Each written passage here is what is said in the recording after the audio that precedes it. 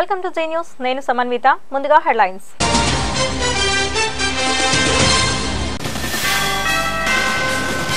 ఈ నెల 21 నుంచి సమ్మెబాట పట్టనున్న రేషన్ డిపో డీలర్లు తెనాలిలో వెల్లడించిన సంఘ ప్రధాన కార్యదర్శి.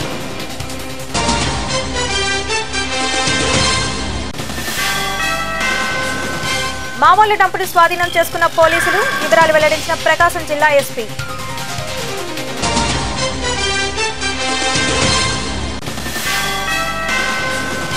గంజాయి స్మగ్లింగ్ చేస్తూ అంతర్రాష్ట్ర ముఠా అరెస్ట్, 7గురిని అదుపులోకి తీసుకున్న పోలీసులు.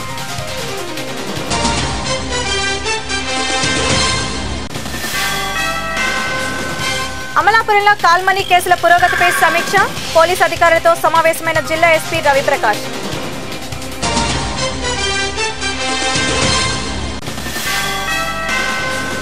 విశాఖలో వెలుగు చూసిన మరో ఘరానా మోసం, ఉద్యోగాలు ఇప్పిస్తానంటూ కోట్లకు టోకరా వేసిన మాయగాడు. ఇక వివరాల్లోకి వెళితే, గుంటూరు జిల్లా తెనాలి రాష్ట్ర చౌకధరల డిపో డీలర్ల సంఘ ప్రధాన కార్యదర్శి లీలా మాధవరావు విలేకరుల సమావేశం ఏర్పాటు చేశారు. ఈ సందర్భంగా ఆయన మాట్లాడుతూ రేషన్ డీలర్ల సమస్యల పరిష్కారంలో అధికారులు అడ్డుపడుతూ డీలర్లను ఇబ్బంది పెడుతున్నారని అన్నారు. ఎన్నిసార్లు ప్రభుత్వం దృష్టికి తీసుకువెళ్లినా ప్రయోజనం ఉండటం లేదని, అందువల్ల ఈ నెల 21 నుండి సమ్మె చేస్తున్నట్లు తెలిపారు.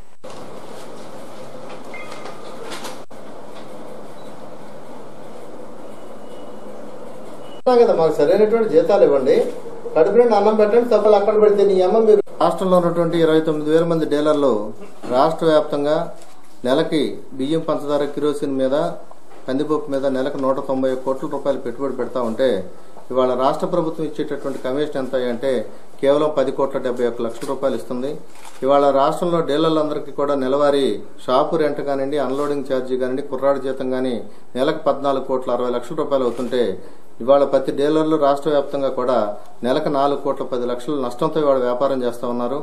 ఇవాళ నష్టంతో ఎందుకు వ్యాపారం చేస్తున్నారని అధికారులకి కానీ, ముఖ్యమంత్రి గారు, ప్రభుత్వానికి కానీ ఒక అనుమానం రావచ్చు. చౌక డిపో అనేది డీలర్లకు తల్లిదండ్రులు లాంటిది. ఆ వృత్తి మీద నుంచి మేము జీవించాం. ఇవాళ రాబోయే రోజుల్లో మంచి రోజులు రావని రైతులు ఏ విధంగా అయితే వ్యవసాయ నష్టం వచ్చినా మళ్ళా వ్యవసాయానికి అలవాటు పడ్డారో చౌక డిపోటర్లు మేమని కూడా వ్యవస్థకు అలవాటు పడి ఉన్నాం. 20వ తారీఖు లోపు మమ్మల్ని పిలిచి మా సమస్యలు పరిష్కారం చేయనేలా 21వ తేదీ నుంచి నిరవధిక సమ్మె కట్టడానికి రాష్ట్ర వ్యాప్తంగా డీలర్లందరూ కూడా సిద్దమయ్యారని, దానిలో భాగంగా డీలర్లందరికీ విజ్ఞప్తి చేస్తా ఉన్నా. సంక్రాంతి కానుక గానీ, క్రిస్మస్ కానుక గానీ ఎవరూ లిఫ్ట్ చేయొద్దు. ఈ సంక్రాంతి, క్రిస్మస్ కానుకలో క్రైస్తవులను గుర్తించమని రేషన్ డీలర్ల మీద ఒత్తిడి వస్తా ఉంది. ఆ బాధ్యత మాకు అప్పచెప్పొద్దు. ఎందుకంటే ఏదైనా పొరపాటు జరిగితే ఇదంతా డీలర్లే చేశారని చెప్పి కార్డుదారులు మా మీద రెచ్చగొట్టడానికి అధికారులు కుట్ర పంతున్నారు కనుక అటువంటి బాధ్యత ఎవరూ నిర్వర్తించొద్దని ఈ యొక్క సమ్మెలో డీలర్లందరూ పాల్గొని ఈ సమ్మెను విజయవంతం చేసి మన కోరికలను నెరవేర్చేటట్టు చూసుకోవాలని చెప్పి ఈ సందర్భంగా విజ్ఞప్తి చేస్తా ఉన్నా. తూర్పుగోదావరి జిల్లా రాజానగరం వైఎస్ఆర్ కాంగ్రెస్ పార్టీ ఆధ్వర్యంలో రాజ్యాంగ నిర్మాత డాక్టర్ బిఆర్ అంబేద్కర్ జయంతిని ఘనంగా నిర్వహించారు. ఈ సందర్భంగా స్థానిక ఎస్సీ కాలనీ వద్ద వైఎస్ఆర్ కాంగ్రెస్ కేంద్ర కమిటీ సభ్యురాలు జక్కంపూడి విజయలక్ష్మి అంబేద్కర్ విగ్రహానికి పాలాభిషేకం చేసి పూలమాలలు వేసి నివాళులర్పించారు. ఈ కార్యక్రమంలో వైఎస్ఆర్ కాంగ్రెస్ నాయకులు ప్రగడ చక్రి, నూకరాజు, సాయిరాం, గండి నాని తదితరులు పాల్గొన్నారు.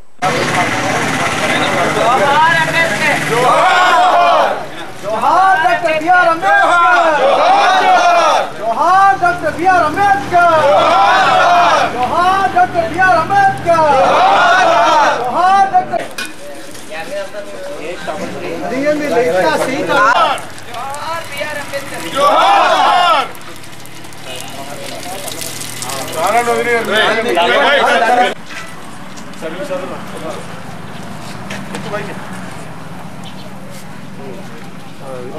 अरे बहुत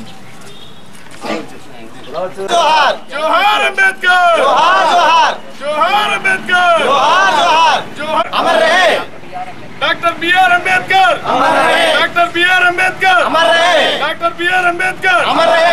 పశ్చిమ గోదావరి జిల్లా తాడేపల్లిగూడెం జాతీయ రహదారిపై శశి కళాశాలకు చెందిన బస్సు సాంకేతిక లోపం కారణంగా దగ్ధమైంది. ప్రమాదాన్ని గుర్తించిన బస్ డ్రైవర్ విద్యార్థులను వెంటనే దింపివేయడంతో పెను ప్రమాదం తప్పింది. హుటాహుటిన అగ్నిమాపక అధికారులు సంఘటనా స్థలానికి చేరుకుని మంటలను అదుపు చేశారు. అయితే బస్సు డ్రైవర్ మాత్రం బస్సులో విద్యార్థులు ఎవరూ లేరని చెప్పడం విశేషం.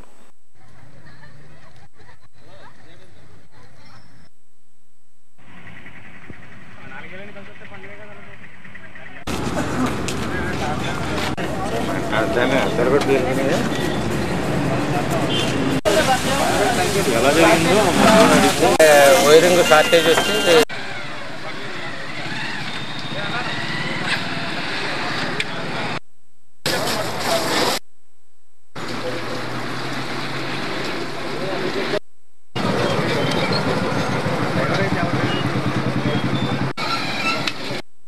ఈరోజు ఉదయం శశి ఇంజనీరింగ్ కాలేజ్ చెందిన బస్సు ఫైర్ యాక్సిడెంట్ గురైందని మాకు ఫోన్ వచ్చింది. మేము వెంటనే మా సిబ్బందితో పాటు వచ్చి మా యొక్క వాహనంతో మంటలు పూర్తిగా అదుపు చేయడం జరిగింది. ఈ ప్రమాదం జరిగే సమయానికి ఒక డ్రైవర్ ఒకడే ఈ వాహనంలో ఈ వెహికల్లో ఉన్నట్టుగా మనకి డ్రైవర్ చెప్తున్నాడు. ఇందులో ఎలక్ట్రికల్ షార్ట్ సర్క్యూట్ జరగడం వల్ల ముఖ్యంగా ప్రమాదం జరిగిందని మనం ప్రాథమికంగా అనుకుంటున్నాం. అది కూడా డ్రైవర్ కూడా చెప్పిన మాటల ప్రకారం మనం అలా అనుకోవాల్సి వస్తుంది. తదుపరి అంటే దీనికి ఎందుకు జరిగింది ఏంటనేది తదుపరి విషయాల్లో తెలుస్తుంది. మేము వచ్చి ఆర్పే టైంకి మొత్తం చాలా వరకు బస్సు కాలిపోవడం జరిగింది. ఇందులో సీట్లు కానీ ఇవన్నీ కూడా కాలిపోయింది. రాష్ట్ర వ్యాప్తంగా సంచలనం సృష్టిస్తున్న కాల్మనీ వ్యవహారంపై బాధితుల్లో చైతన్యం వస్తోంది. నెల్లూరు జిల్లా గూడూరు పట్టణంలో కాల్మనీపై తొలి ఫిర్యాదు నమోదైంది. స్థానిక ఇందిరానగర్కు చెందిన రమణయ్య అనే వడ్డీ వ్యాపారి వద్ద ఇటుకల వ్యాపారం నిమిత్తం అప్పు చేశామని, ఖాళీ నోట్ల మీద తమ కుటుంబంలోని అందరి చేత సంతకాలు తీసుకుని వేధింపులకు పాల్పడుతున్నారని బాధితులు తెలిపారు.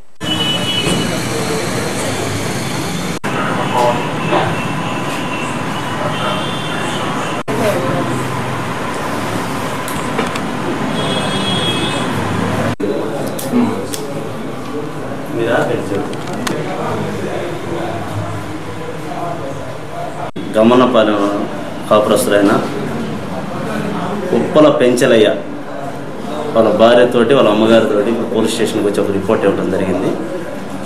2012లో తన యొక్క వ్యాపార నిమిత్తం 2 లక్షల డబ్బులు కావాల్సింటే ఒకరి దగ్గర రమణారెడ్డి గారి భార్య జయమ్మ గారి దగ్గర డబ్బులు అవడంతో ముందు 50,000 ఆ తర్వాత ₹1,00,000 ఇవ్వడం జరిగింది. ఆ ₹1,50,000కి ప్రామిసరీ నోటు కూడా రాసుకొని ₹3 వడ్డీతో రాసుకొని తీసుకోవడం జరిగింది. దాని మేరకు నెల వడ్డీ కూడా కడుతూ ఉన్నాడు. తర్వాత ఈ యొక్క వ్యాపారంలో లాస్ వచ్చినందువల్ల ఆ యొక్క డబ్బులు కట్టలేక పరిస్థితిలో ఉంటే వీళ్ళు వచ్చి ఇంటికి వచ్చి తడవకోసారి బెదిరిస్తున్నట్టు, మా డబ్బులు ఇవ్వకపోతే మేము అంత చూస్తామని, మా డబ్బులు కట్టకపోతే మేము అంత చూస్తామని బెదిరిస్తున్నట్టు, భార్య అతను వచ్చి బెదిరిస్తున్నట్టు మాకు రిపోర్ట్ ఇవ్వడం జరిగింది. దాని మేరకు మాకు ఒక వ్రాతపూర్వకమైన రిపోర్ట్ ఇచ్చారు. ఆ రిపోర్ట్ మేరకు కేసు నమోదు చేసి దర్యాప్తు చేసి విచారణ చేస్తాం. ప్రకాశం జిల్లా ఎర్రగొండపాలెం నల్లమల్ల అటవీ ప్రాంతంలో మావోయిస్టులు డంపును పోలీసులు స్వాధీనం చేసుకున్నారు. ఈ సందర్భంగా ఏర్పాటు చేసిన విలేకరుల సమావేశంలో ఎస్పీ సిహెచ్ శ్రీకాంత్ వివరాలు మీడియాకు వెల్లడించారు.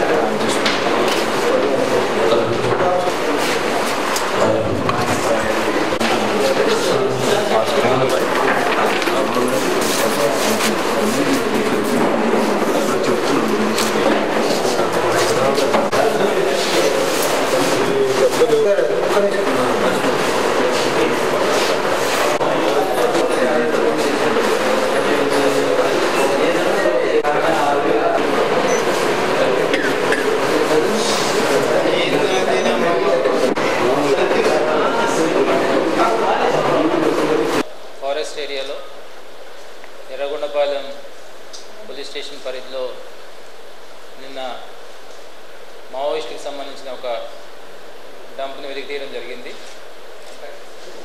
ఈ డంప్ బూరుగుండాల అని నల్లమల్ల ఫారెస్ట్ ఆల్మోస్ట్ చాలా ఇంటీరియర్ ఫారెస్ట్లో పెట్టడం జరిగింది. ఆ డంప్లో నుండి 11 రాకెట్ లాంచర్సు, ఒక AK మ్యాగజైన్, తపంచ బ్యారెల్ 1, రాకెట్ లాంచర్ యొక్క స్పేర్ పార్ట్స్, గ్యాస్ కట్టర్స్ 2, అదేవిధంగా డ్రిల్లింగ్ బిట్స్ని స్వాధీనం చేసుకోవడం జరిగింది. ఇవన్నీ కూడా 2002-03 ప్రాంతంలో తయారు చేసిన ఫస్ట్ జనరేషన్ రాకెట్ లాంచర్స్ కింద గుర్తించడం జరిగింది. వీటి తర్వాత సెకండ్ జనరేషన్ రాకెట్ లాంచర్స్ కూడా తయారు చేశారు 2004-05లో. వీటిలో కొంత సేఫ్టీ ప్రాబ్లం ఉంది కాబట్టి సెకండ్ జనరేషన్ కూడా తయారు చేయడం జరిగింది. ఫస్ట్ జనరేషన్లో తయారు చేసిన రాకెట్ లాంచర్స్లో ఒకటి 25 దాకా తయారు చేశారు. వాటిని కొన్ని టెస్ట్ ఫైర్ చేశారు. ఒక 4 మాత్రం మహబూబ్ నగర్ జిల్లాలో వాడారని చెప్పి తెలిసింది పోలీస్ స్టేషన్ మీద దాడిలో. మిగిలినవన్నీ కూడా ఈరోజు వెలికితీయడం జరిగింది. విశాఖ జిల్లాలో గరాణా మోసం వెలుగు చూసింది. కేంద్ర ప్రభుత్వ సంస్థ హెచ్పీసీఎల్ నందు ఉద్యోగాలు, ఇళ్ల స్థలాలు ఇప్పిస్తానంటూ రామకృష్ణ అనే వ్యక్తి కోట్ల రూపాయలు వసూలు చేశాడంటూ బాధితులు నగర కమిషనర్కు ఫిర్యాదు చేశారు. హుదూద్ తుఫాన్ బాధితులకు హెచ్పీసీఎల్ యాజమాన్యం కారు చౌకగా ఇళ్ల స్థలాలు కేటాయిస్తుందని నమ్మబలికి తమను మోసం చేశాడని బాధితులు వాపోతున్నారు.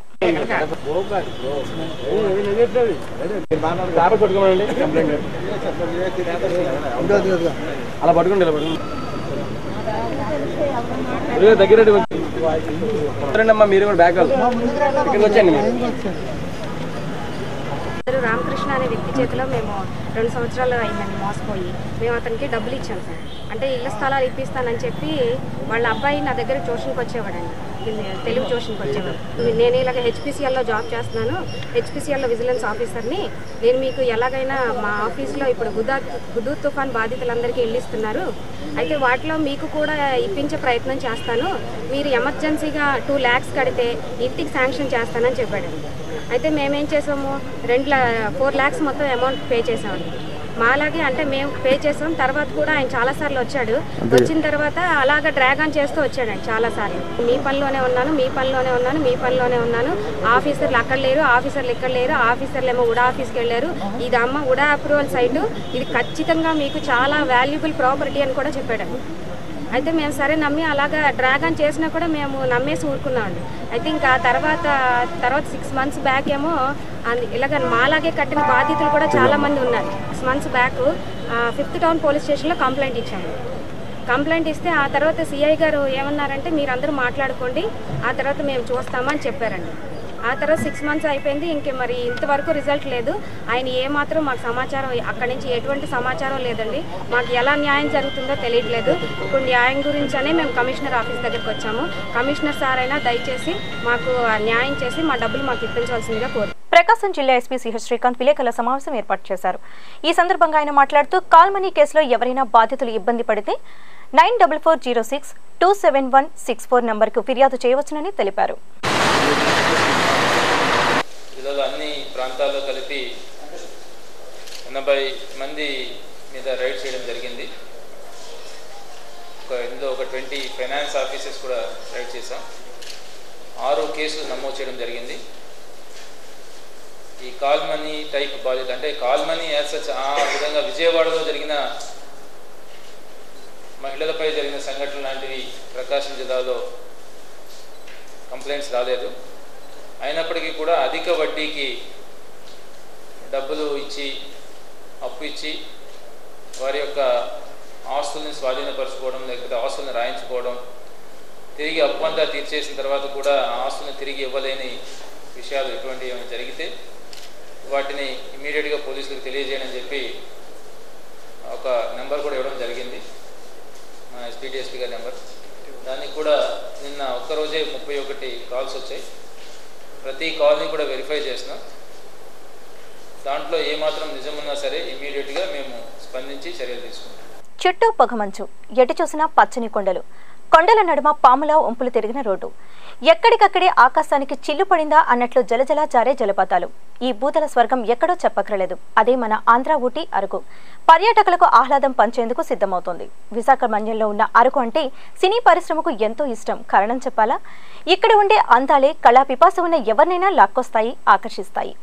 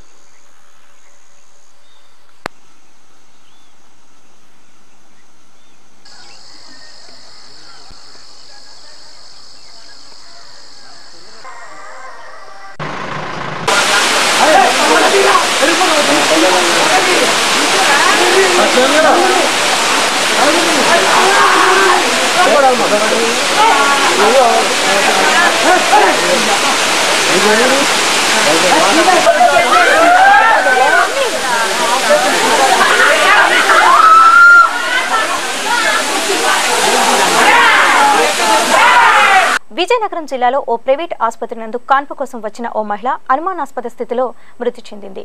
మగబిడ్డకు జన్మనిచ్చిన అనంతరం అనేక సమస్యలతో పరిస్థితి విషమించి మరణించిందని, కాపాడేందుకు చివరి వరకు కృషి చేశామని వైద్యులు చెబుతున్నారు. అయితే డాక్టర్ల నిర్లక్ష్యం వల్లే తన భార్య మృతి చెందిందని భర్త, బంధువులు ఆరోపిస్తున్నారు. పోలీసులకు ఫిర్యాదు చేయడంతో ఆసుపత్రికి చేరుకుని విషయంపై ఆరా తీస్తున్నారు.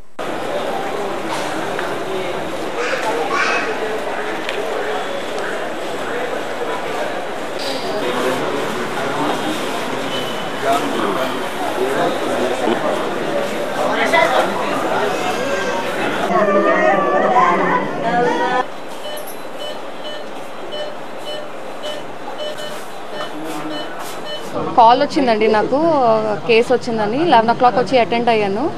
తనైతే ఫస్ట్ కాన్పు, టర్మ్ జెస్టేషన్ అంటే నెలలు నిండిపోయింది, పెయిన్స్ వస్తున్నాయని వచ్చింది. నేను వచ్చి చూసినప్పటికీ నెప్పలు అయితే బాగానే వస్తున్నాయి, బీపీ వైటల్స్ అంతా బాగానే ఉంది, కాంట్రాక్షన్స్ కూడా చాలా బాగా వస్తున్నాయి. కానీ అదే పీవీ ఎగ్జామినేషన్ చేసినప్పటికీ ఏంటంటే డైటేషన్ అయితే సరిగా లేదు, ప్లస్ ఉమ్మనీరు కూడా చిన్నది ఆకుపచ్చగా మారింది. సో మీరు నార్మల్ డెలివరీకి వదలమంటే నార్మల్ డెలివరీకి ట్రై చేస్తాము, కానీ అది బేబీ రిస్క్ మాత్రం అది ఉంటుంది, ఎంతో కొంత ఉంటుంది. బయలుదేరిపోయి ఇంకా ఈ జంక్షన్లోనే ఉన్నాను. జంక్షన్లో ఉన్నప్పటికీ ఏంటంటే మళ్ళీ కాల్ వచ్చింది, మేడం ఫిట్స్ వస్తున్నాయి పేషెంట్కి అంటే మళ్ళీ వెంటనే తిరిగి వచ్చేసాను. ఆల్రెడీ కార్డియాక్ హార్ట్ రేట్ బాగా తక్కువ ఉంది, ఆల్రెడీ అనస్థెటిస్ట్ అక్కడే ఉన్నారు, ఆల్రెడీ ఇంట్యూబేట్ చేశారు, అంబు చేస్తూ ఉన్నారు, ప్లస్ సిపిఆర్ కూడా ఆన్ గోయింగ్ ప్రాసెస్లో ఉంది. అంటే నిర్లక్ష్యం అంటే నేను 11 o'clockకి అటెండ్ చేశాను, వెంటనే సెక్షన్ చేశాను, baby is fine and closure అన్ఈవెంట్ఫుల్గా జరిగిపోయింది. So you can't blame a doctor just like that. Sir 2:27 మాకు ఫోన్ వచ్చిందండి. ఫోన్ వస్తే ఏంటయిందని అంటే చనిపోయిందంటే ఎలా చనిపోయిందని కనుక్కోవడానికి నర్సులు అడిగానండి. నర్సులు అడిగితే అన్నారు ఫిట్స్ వచ్చి చచ్చిపోయిందమ్మా నర్సులు అన్నారు. ఫిట్స్ వచ్చి చచ్చిపోవడం ఏంటనేసి లోన్కి వెళ్ళి అతను అడిగాను డాక్టర్ గారిని, 3-4 ఎంతమంది ఉంటే సార్ ఫిట్స్ వచ్చింది ఎలా చనిపోయింది సార్ అడిగాను. లేదమ్మా ఉమ్మడి నీళ్ళలో బ్లడ్ ఇదైపోయి హార్ట్ బీట్ కొట్టుకొని చనిపోయిందంటే సార్ బయట నర్సులు వేరే విధంగా చెప్తున్నారు, మీరే సార్ ఎలా చెప్తున్నారంటే నర్సుల మాట నమ్మొద్దమ్మా అన్నారు. ఇప్పుడు మీతో డాక్టర్ గారు మాట్లాడారు కదా లేడీ డాక్టర్, ఆవిడ చెప్పిన దానికి డాక్టర్ గారు చెప్పిన దానికి ఏమీ ఇది లేదు, ఈవిడ వేరే విధంగా అంటుంది. పచ్చగా వచ్చింది ఇవి ఉమ్మడి నీళ్ళు పచ్చగా వచ్చాయని ఈవిడ అంటున్నారు, అతను అంటున్నారు ఉమ్మడి నీళ్ళలో బ్లడ్ వచ్చిందని అతను అంటున్నారు. క్లారిటీగా చెప్పడం మాత్రం చెప్పట్లేదు సార్. తూర్పుగోదావరి జిల్లా గోకవరం గ్రామం వద్ద గత కొద్ది రోజులుగా దుర్వాసన రావడంతో గ్రామస్తులు వెళ్లి చూడగా అక్రమంగా కొందరు కబేళాలు నిర్వహించి కల్తీ నూనెను తయారు చేస్తున్నారు. విషయం వెలుగులోనికి రావడంతో నిర్వాహకులు అక్కడి నుంచి పరారయ్యారు.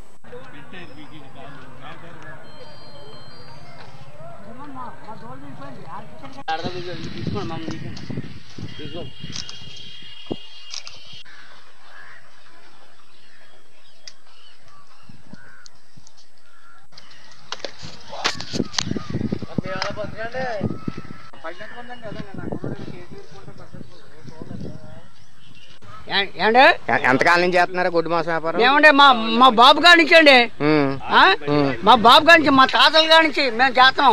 ఇక్కడ ఎన్ని ఆవులు కోస్తారు రోజుకి? రోజుకు ఒకటే కోస్తాం. అందరూ తినేవాళ్ళు కనుక కోస్తాం, లేకపోతే అది కూడా మేము కొయ్యం. దీనికి పంచాయతీ పర్మిషన్ ఉందా? ఉందండి, ఇంతకు ముందు ఉండేది. లైసెన్స్ సంవత్సరానికి 12 రూపాయలు 50 పైసలు కట్టేవాళ్ళు ఉండే. మా బాబు ఇప్పుడు లేదండి, ఇప్పుడు క్యాన్సిల్ చేసాడు అదంతా. ఇంతకు ముందు మేము లైసెన్స్లు కట్టేవాళ్ళం ఎవరికే పంచాయతీకి.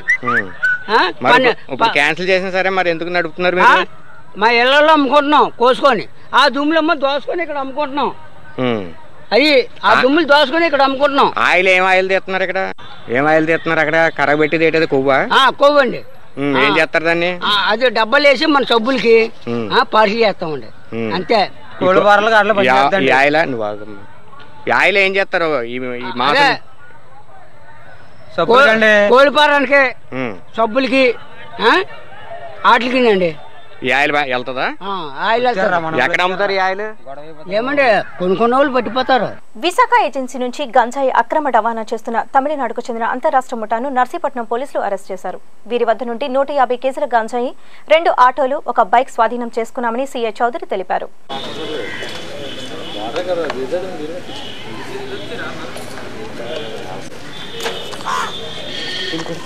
సేమ్ తిప్పరావు సేక్ కనబడి లెవెల్లో ఉంటాయి ఇక్కడ నుంచి అటెన్స్ తీయండి సార్ అటెన్స్ తీయండి చెప్పండి సార్ బాబ్జీ గడికి పని పోవట్లేదు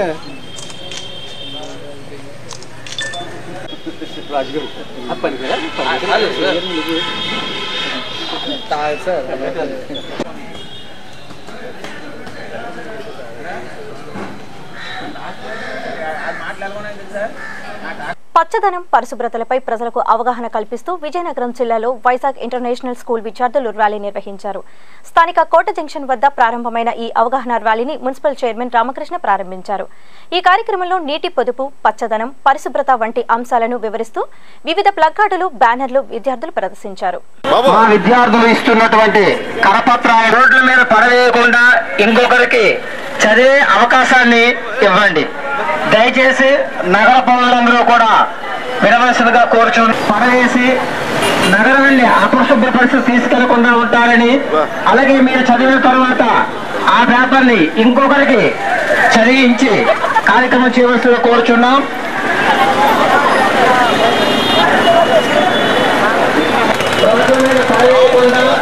ఇంకొకరికి ఇచ్చి చదివించి చేయవలసిందిగా కోరుచున్నాం.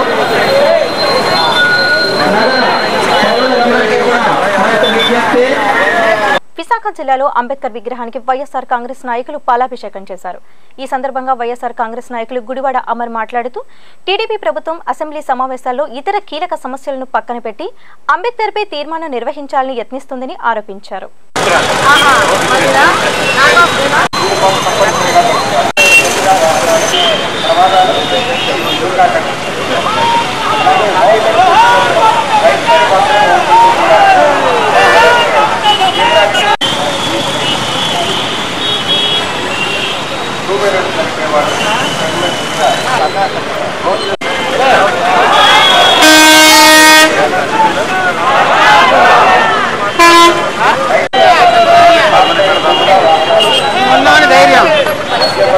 పది రోజులుగా రాష్ట్రంలో జరుగుతున్నటువంటి సంఘటనలు మనందరం కూడా చూస్తూ ఉన్నాం. సాక్షాత్తు ఈ రాష్ట్ర ముఖ్యమంత్రి ఉండేటువంటి విజయవాడ ప్రాంతంలో సాక్షాత్తు తెలుగుదేశం పార్టీ శాసనసభ్యులు, శాసనమండలి సభ్యులు కాల్ మనీ వ్యవహారం, అలాగే సెక్స్ స్కాండల్లో దొరికిపోయినటువంటి సందర్భాలు మనం చూసాం. తెలుగుదేశం పార్టీ శాసనసభ్యులు చూస్తే భయం పట్టుకున్నటువంటి సందర్భాలు. మొన్నటికి మొన్న వనజాక్షి అనేటువంటి ఎంఆర్ఓ గారిని జుట్టు పట్టుకొని ఇచ్చినటువంటి తెలుగుదేశం పార్టీ శాసనసభ్యులు చేసినటువంటి సందర్భం మనం చూసాం. రిషితేశ్వరి ఘటన చూసాం.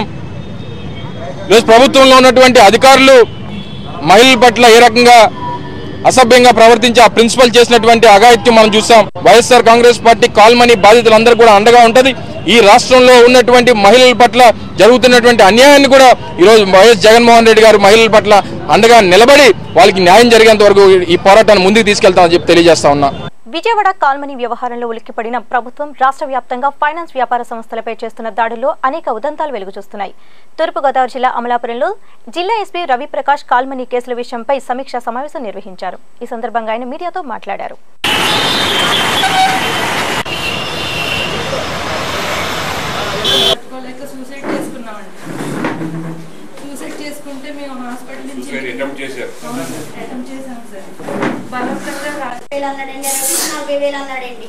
అలా 40,000 పట్టిన వెళ్తే 70,000 అమ్మన్నాడండి. 70,000 మా దగ్గర ఇచ్చిన ఆధారాలు 4 days నుంచి కూడా ఈస్ట్ గోదావరి జిల్లాలో ఈ కాల్ మనీ, వడ్డీ వేధింపులు ఇటువంటి కంప్లైంట్స్ వస్తున్నాయి. ఇప్పటి వరకు చాలా కంప్లైంట్స్ మేము రిసీవ్ చేసుకున్నాము. దాదాపు ఈస్ట్ గోదావరిలో 58 కేసులు ఇప్పటివరకు రిజిస్టర్ అయి ఉన్నాయి. వాళ్ళు ఇచ్చిన కంప్లైంట్ మేరకు మళ్ళీ మేము అక్కడికి వాళ్ళ హౌసెస్కి వెళ్ళి, వాళ్ళ ఆఫీసులకి వెళ్ళి సెర్చెస్ కూడా కండక్ట్ చేశాము. ఈ సెర్చెస్లో అన్ని కేసుల్లో, మోస్ట్ ఆఫ్ ది కేసెస్లో we have recovered several blank checks and blank promissory notes. ఈ విక్టిమ్స్ సంతకంతో ఉండి blank checks, blank promissory notes వాళ్ళ దగ్గర ఉన్నాయి. అవి చాలా భారీ ఎత్తున సీజ్ చేయడం జరిగింది. అలానే కొంతమంది బెదిరింపులకు పాల్పడటం కానీ, కొన్ని విషయాల్లో అయితే లేడీస్ని కూడా వాళ్ళు హరాస్ చేయడము, మ్యాన్ హ్యాండిలింగ్ చేయడము, ఏజెంట్లు నియమించుకొని బెదిరింపులకు ధోరణి, ఆ కేసులు కూడా రిపోర్ట్ అయినాయి. ఖచ్చితంగా ఇటువంటి ఎవరైనా చట్టాన్ని వాళ్ళ చేతుల్లోకి తీసుకుని ఎవరైతే బెదిరింపులకు పాల్పడి ప్రజలను ఇబ్బంది పెడతారో వాళ్ళందరికీ చట్టపరంగా మేము అన్ని చర్యలు తీసుకుంటున్నాం. ఇవి ఈ బులెటిన్ అప్డేట్స్.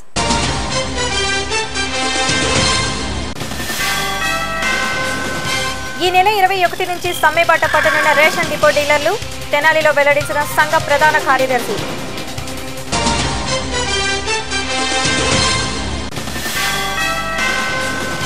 మామూలు డంపును స్వాధీనం చేసుకున్న పోలీసులు, వివరాలు వెల్లడించిన ప్రకాశం జిల్లా ఎస్పీ.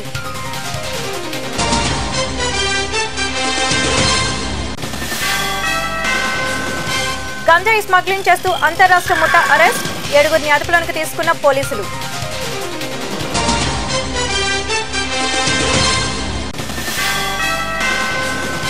అమలాపురంలో కాల్మనీ కేసుల పురోగతిపై సమీక్ష, పోలీసు అధికారులతో సమావేశమైన జిల్లా ఎస్పీ రవిప్రకాష్.